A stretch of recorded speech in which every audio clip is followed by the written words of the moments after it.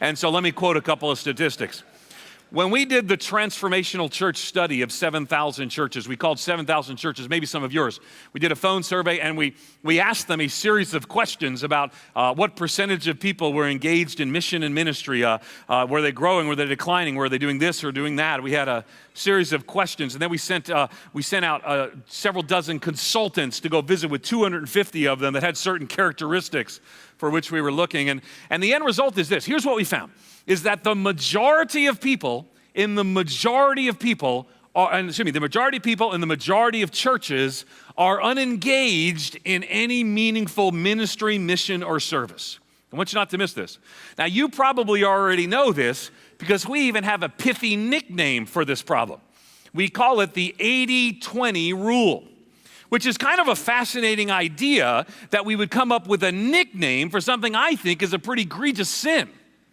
And so we've got a nickname that goes like this, that 80% of the work is done by 20% of the people. Great, okay, good. Now, here's the deal. I think that's fine if you're at the Elks Lodge. I think that's fine at the Rotary Club. I think that's fine in your homeowners association.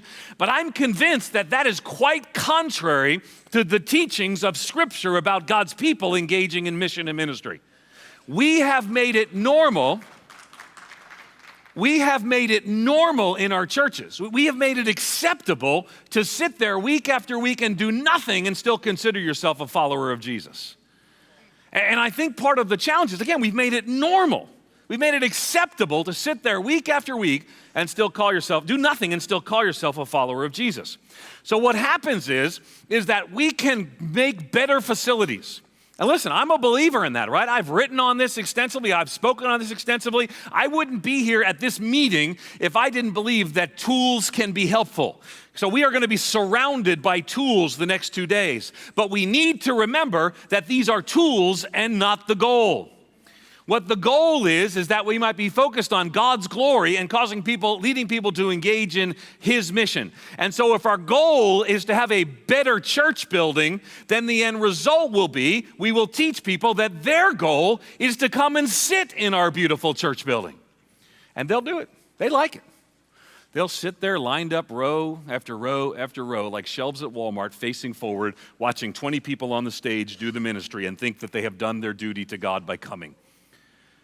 See, now part of the challenge is it's just so tied up into who we are as people, because the Bible consistently reminds us of the need to move people from being passive spectators to active participants in the mission of God. Why is that? Because the Bible speaks of the church not as the barn. See, now here's the deal. I want you to hear this. We have spent a lot of time in the last 20 to 30 years on the barn. Right, we've spruced up the music. We've spruced up the building. We've spiced up the music and we spiked up the sermons. But the wheat is still not harvesting itself. And the reality is that we often have barns filled with people who sit rather than serve.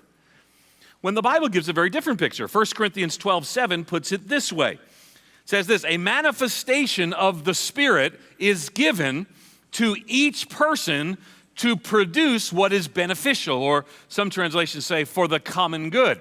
So we see this recurring theme in the Bible. The recurring theme in the Bible is that all of God's people are gifted for ministry and service. The recurring theme in our churches is a small percentage of God's people are living out the call they have in Scripture. And so I was honored when they asked me to come and talk about missional ministry in a spectator world, because there are all these cultural forces that are saying to people, sit and watch rather than go and do. And then we can ourselves, because of the system of church that we can ourselves create passive spectators. But I believe this.